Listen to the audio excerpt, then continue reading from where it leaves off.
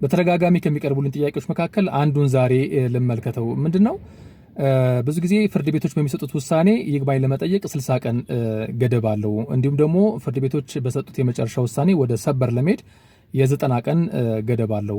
ታዲያ ሰበር በሚሰጠው ውሳኔስ ወደ ፌዴሬሽን ምክር ቤት የህገ መንግስት ትርጉም ለማሰጠት ምን ያህል ጊዜ ነው ያለው? ገደብ አለው ወይስ የለውም የሚል ጥያቄ ነው። እንግዲህ መጀመሪያው መታወቅ ያለበት ነገር የሰበር ፍርድ ቤት በተለይ ደግሞ የፌዴራል ጠቅላይ ፍርድ ቤት የሰበር ሰሚ ችሎቱ የሚሰጠው የመጨረሻ ውሳኔ የህገ መንግስት ትርጉም ያስፈልጓል ከተባለ መጀመሪያ ቀጥታ ፌዴሬሽን ምክር ቤት አይካሄድም። መጀመሪያ የሚካሄደው በህገ መንግስቱ መሰረት በተቋቋመው የህገ መንግስት ጉዳዮች አጣሪ ጉባኤ ነው። ስለዚህ ይህ ጉባኤ አይቶ ጉዳዩን የህገ መንግስት ትርጉም ያስፈልጋል ወይስ አያስፈልግም ሲል ነው ወደ ፌዴሬሽን ምክር ቤት የሚመራው ማለት ነው። ስለዚህ ወደ አጣሪ ጉባኤው ለመውሰድ የሰበሩን ውሳኔ ማለት ነው ምን ያህል ጊዜ ያለው የሚለው የመጀመሪያው የአጣሪ ጉባኤውን ስልጣንና ተግባር የሚወስን የነበረው 250/93 የሚባለው አዋጅ አለ። በዚህ አዋጅ ላይ ቀደም ሲል ውሳኔ ሲሰጥበት የነበረው የ90 ቀን ገደብ አለው የሰበር ውሳኔን ወደ ጉባኤው ለማምጣት የሚል አቋም ተይዞ ነበረ። ነገር ግን ፌዴሬሽን ምክር ቤቱ ራሱ እንዲህ አይነት ገደቦች ሊጣሉ አይገባም።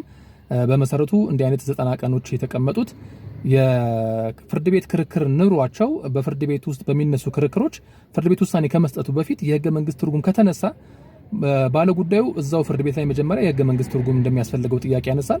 ፍርድ ቤቱ የህገ መንግስት ትርጉም አያስፈልገውም የሚል ከሆነ ግን በ90 ቀናት ውስጥ ፍርድ ቤቱ የሰጠውን ብይን ወይ ደግሞ ውሳኔ መሰረት በማድረግ ለአጣሪ ጉባኤው ማቅረብ ያለበትን ቀን ነው የሚናገረው አዋጁ ማለት ነው። ከዛም በኋላ እንግዲህ አሁን ላይ የፌዴሬሽን ምክር ቤት ስልጣንና ተግባር ለመዘርዘር የወጣውን አዲስ አዋጅ ስንመለከት አዋጁ 1261/2013 ይባላል። በዚህ ላይ በግልጽ በአንቀጽ 8 ላይ ስለ ይርጋ ያወራል። ይርጋውን የሚያወራው ግን በህገ መንግስት አጣሪ ጉባኤ የህገ መንግስት ትርጉም አያስፈልጋቸውም የተባሉ ጉዳዮች ለፌዴሬሽን ምክር ቤት ይግባኝ ለማለት የተቀመጡ ይርጋዎች ናቸው። ይርጋውም ደግሞ 180 ቀን ወይ ደግሞ 6 ወር ነው።